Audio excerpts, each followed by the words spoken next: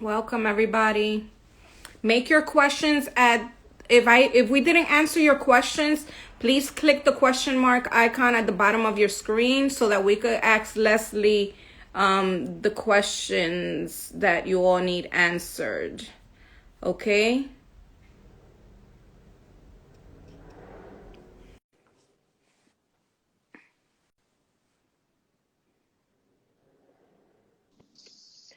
We're back. You know what it was? For some reason, the Instagram live didn't want to work.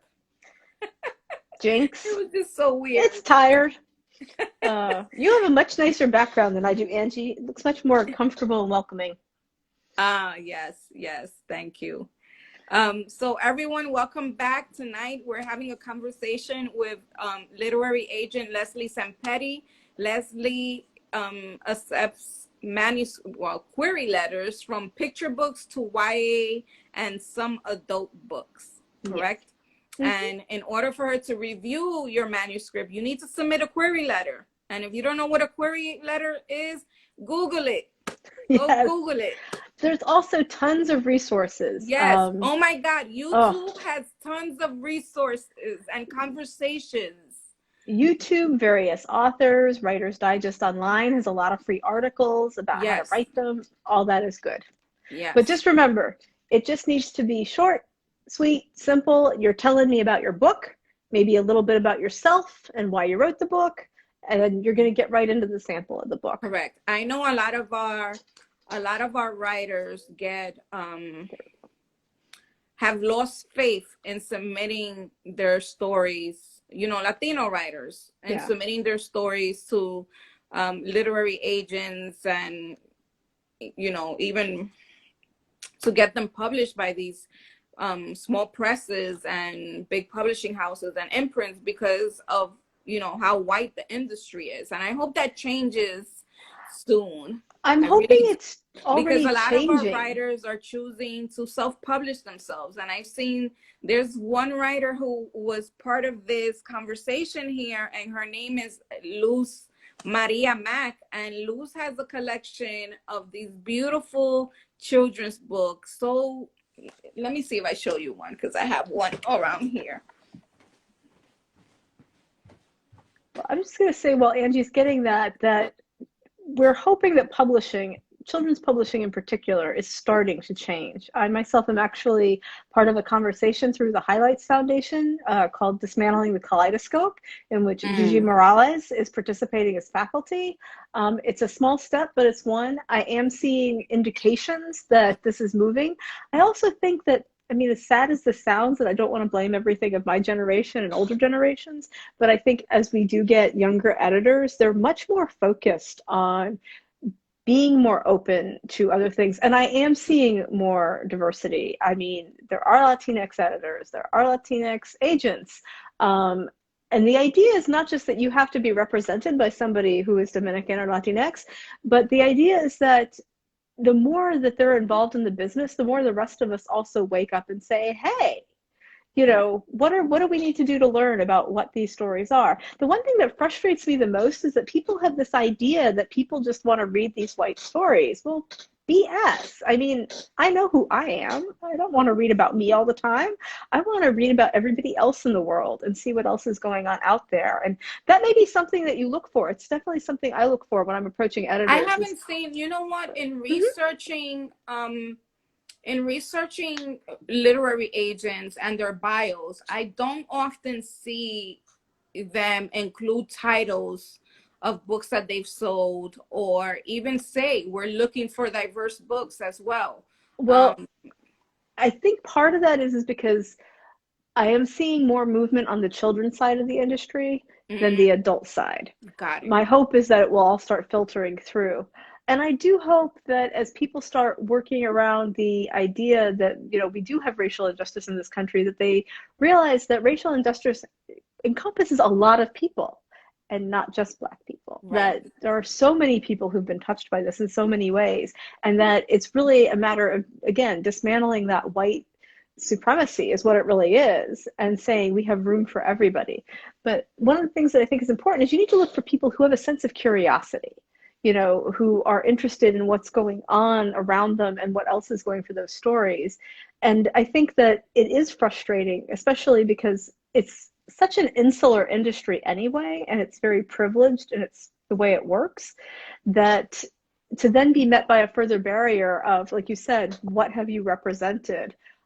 There is a resource called Publishers Marketplace. Unfortunately, it is a paid resource. You have to purchase it, but you can How buy it. expensive is it? You can buy it for $25 a month. If you buy it for 6 months or 12 months, they give you a discount on what you're paying.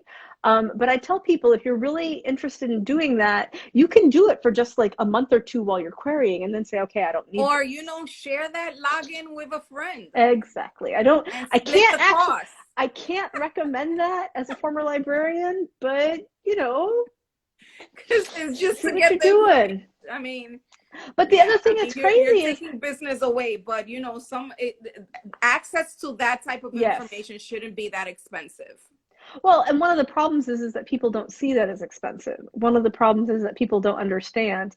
One of the other issues is that not everybody reports their deals. So this is the thing you're saying. Most reputable agencies will have either lists of clients or they'll reference book covers, but sometimes they don't. And you know what? That's okay to ask. It's okay to come out and say, what else have you done?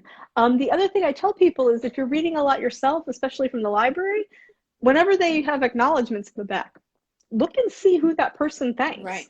Yes. Because that's a good indicator that might be somebody you want to approach. And then what you can do is sort of a backwards investigation where if you've got one or two names, you can start looking to see who follows them, like on Twitter, or you know, you can Google and see if they've been on the same conferences. Like a lot of times I speak with other agents and editors at various conferences, and so a list of us together, you're like, okay, well, if they work with them, then you know that might be okay. And I think you also, I mean, one of the good things about Twitter is, and yeah, both Twitter and Instagram give you access to people. So like, for example, if people are searching about me, they see conversations like this. You know, if you look at the things I like on Twitter, that gives you a pretty good idea of what I'm like.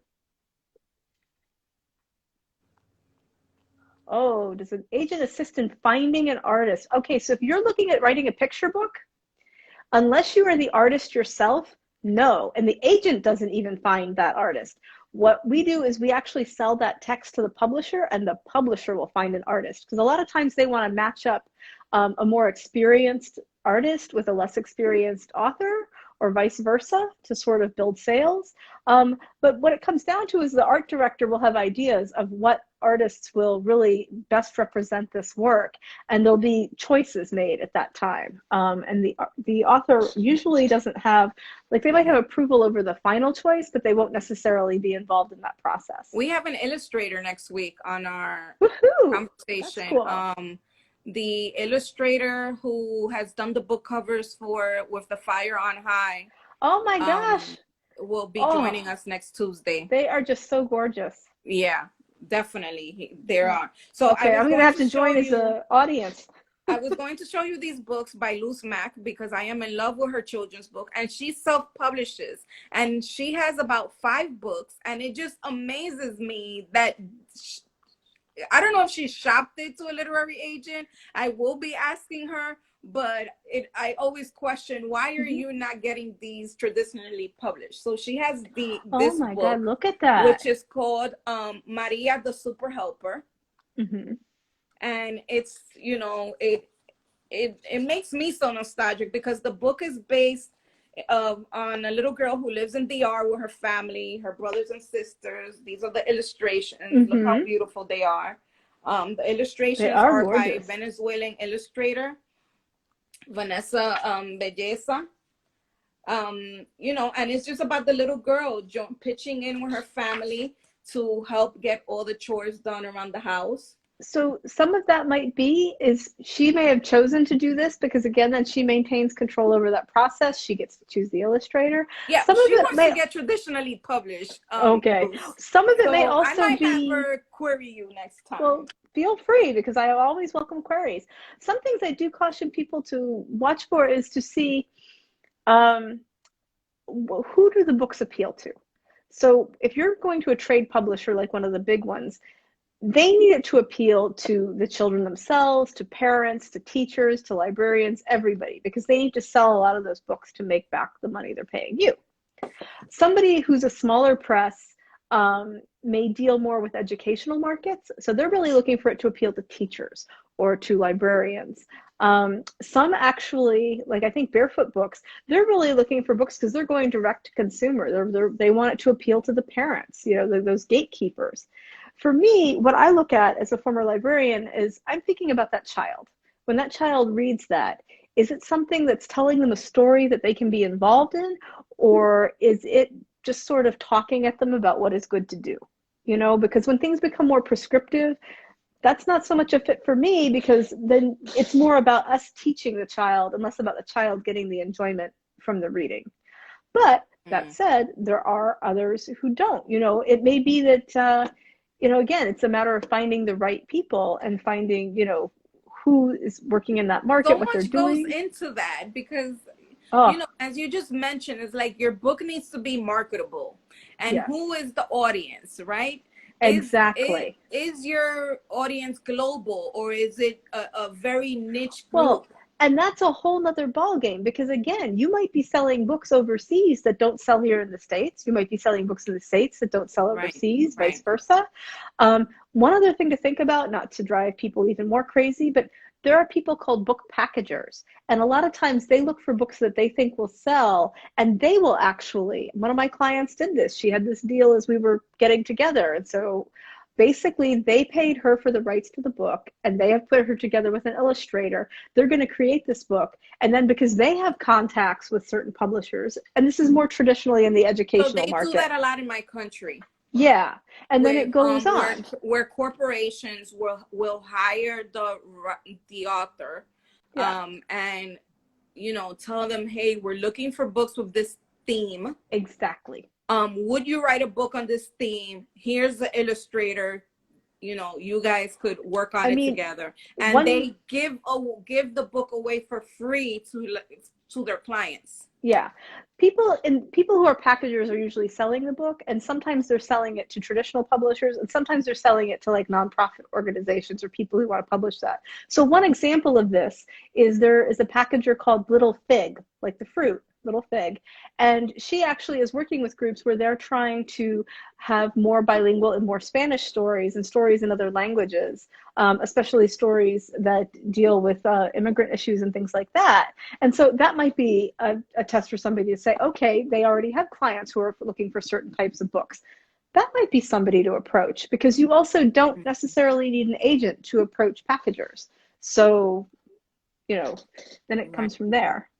Let me It never see. hurts to have the agent, because, you know, again, then hopefully they can negotiate a better deal for you. But it's not necessarily necessary. If you have a full draft but it's in Spanish, yeah, you need to find someone who sells books in Spanish. There are For agents who work with example, that. there's Vintage en Español, Yeah. right? There's quite a few of the big publishing houses also have a Spanish speaking arm And where they publish those books. a lot of them are looking for more, because they're realizing that they're sort of missing out, and that, again, you know, you don't necessarily want to just translate books that were written in English for a US market Yeah, overseas. But I think publishers are finally waking up to the fact that there is this huge Spanish speaking population in the US, and they'd like to be able to buy books and read them in Spanish. right, right. So it sounds harsh, but that's a business opportunity they're missing out, and they're sort of waking up to. So I think that's going to also start growing. Yeah, there's I was looking into that a few years ago, and I only found maybe about five small presses that actually publish books in Spanish.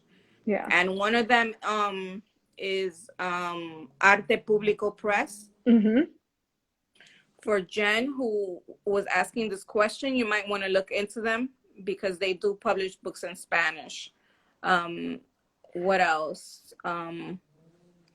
There's another question.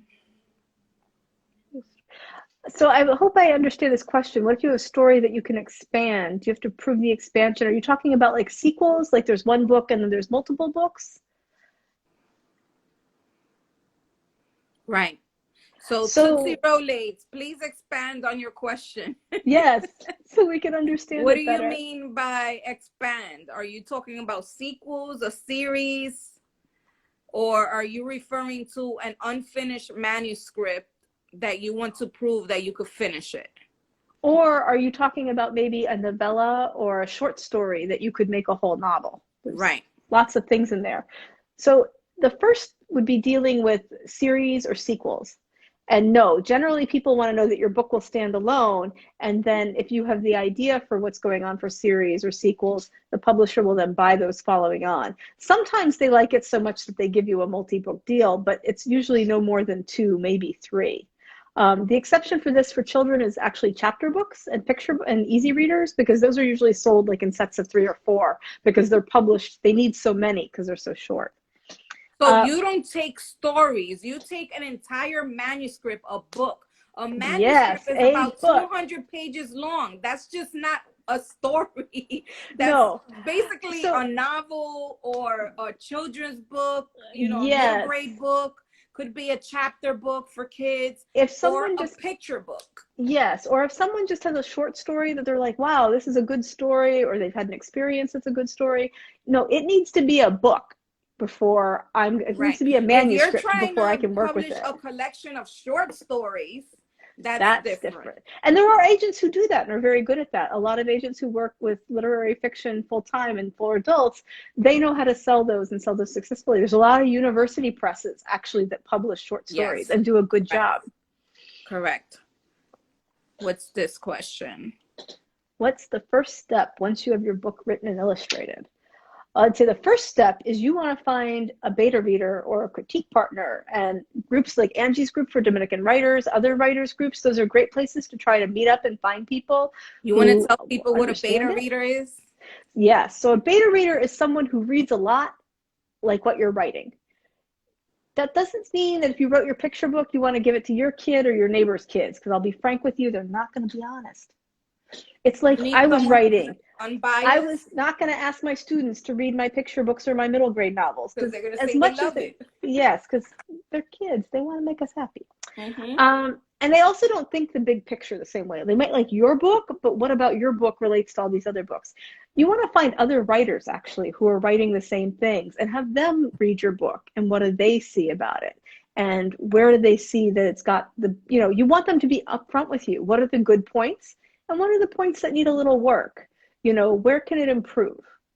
And once you've gone through some of that process, then you might start approaching agents and saying, okay, are you interested in this? I would say if you were looking at a picture book, which is what that question seems to imply by being written and illustrated, you want to have a couple more, because if you come to me with this great picture book, I'm going to be like, that's nice. What else you got?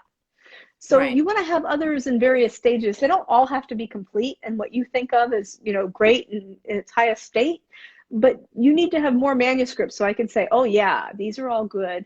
This one's ready to go. We can send this one out, but we're going to work on these and keep them going. Because the other thing that people don't think about is whether you have picture books or whether you have novels. You might have written 5 novels. One of my clients had written 5 before she came to me. I can't send all of them out at once. Right. I You want to pick try the to one that's build. Yeah. marketable, right? Well, not just marketable, but the one that I know I have editors for, the one that will, reach an audience. And I also want, because for me personally, and this isn't true for every agent, but for a lot of us, we want our authors to have a relationship with their editor that's long term. We want that person to buy more of their books over time, because that way they get to understand each other. They work together. It's a collaboration. And that editor just gets that author, and they're not kind of having to rebuild that relationship with somebody new all the time. Correct. Okay, let's see.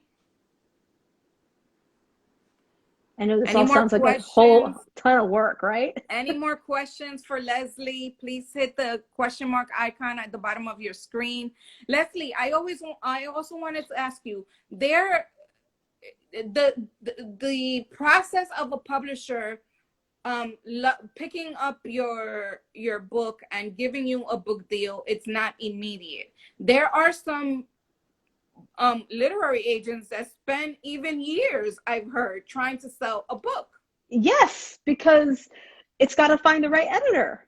And then sometimes it finds multiple editors and you have what's called an auction and people are trying to, Mhm. bid on it. But even if you just found that one editor, so it can take a long time. I have one book that I've been trying to sell for my whole 2 years now. I So am when do you firmly, give up, Leslie?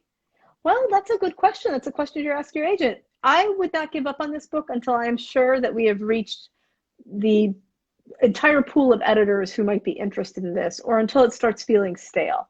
Which is why I personally tell my novelist clients, I want you working on something else while I'm submitting, because that first book might not sell, I but your mean, second book might. you might go crazy just waiting. Yeah, no, And you will do go you get crazy. like constant phone No, calls that you sell? How's it no. going? Usually I work that out in that conversation that I have with the client when I'm agreeing to represent them. I'm like, how do you want to know? Do you want to know when I get an email passing? I mean, the reality is if I get an offer, you're going to know right away. Right. But if it's not, do you want to know once a month, once a week? Do you want me to tell you the day I get it? Like, how do we do So this? when you have the conversation with them, what's the time frame that you give them that this might happen? What I tell people is we have to look at, I actually usually turn it back on them and say, what is your expectation? And what is your expectation if this doesn't sell in that time frame? Because somebody might come to me and say, okay, when you put this on submission, I expect it to sell in a month. Well, I haven't had that happen yet. A month. So people, I mean, because most editors, they don't read it that fast. I mean, there are times where that happens. And of course, those are the ones we hear about because it's a big deal. What we don't hear about are all the times that I send manuscripts off and every month I'm contacting that editor. Hi, how you doing? Pandemic's crazy. I really hope you're well. Maybe Did you that read it? editor has Did a you read it? reader. Well, editors don't usually. They usually have to They have read it themselves. themselves. Yeah. But that's part of Okay. the problem because people think these editors are paid to sit around their office and read. No. They do all this work and then they have to go home and read. Right.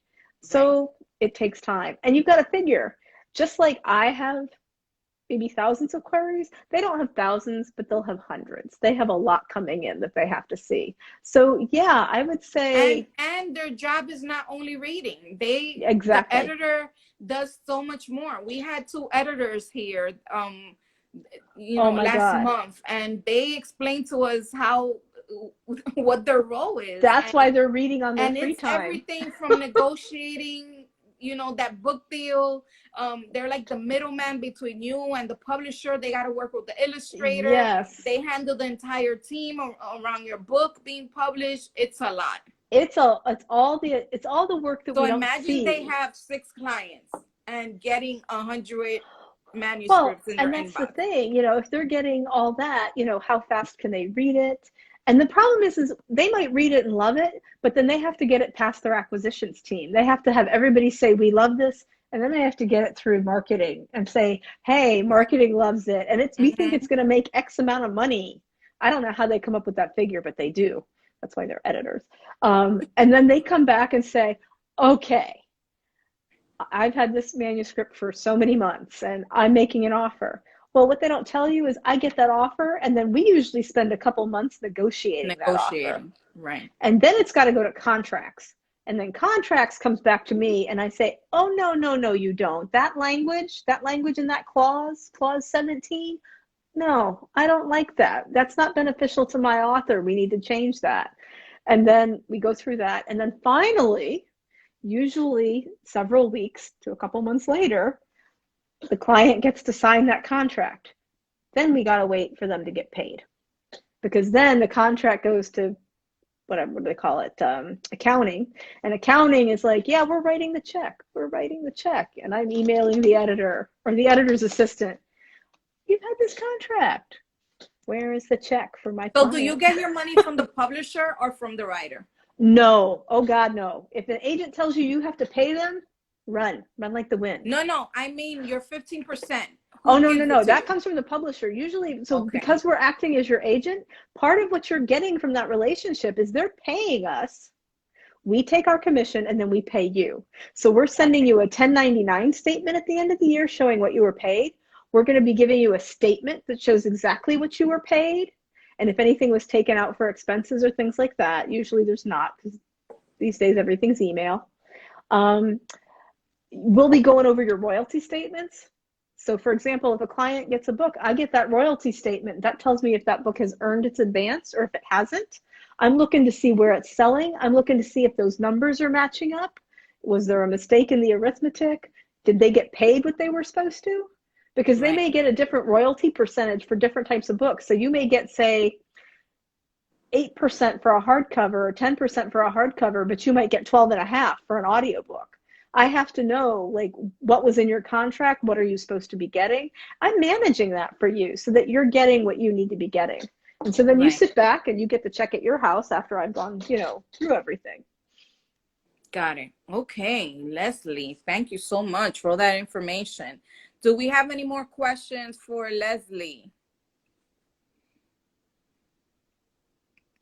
Oh, yeah. Any more questions? I think people They're are tired. satisfied. Thank you so much, Leslie, Okay. for Thank this you, Angie. conversation, for answering our questions. This video will remain in our IG TV live, and people can access the video at any point in time and get their questions answered. So if you want to send a query to Leslie, what's the email, So Leslie? the best thing they should do is I ask for a query letter, which we talked about. It's just the business letter, and the first 5 pages of your manuscript, or the whole manuscript if it's a picture book, included in the body of the email to query, QUERY, @ Dunham Lit, DUNHAM.com. And I will get your query and hopefully respond to you promptly.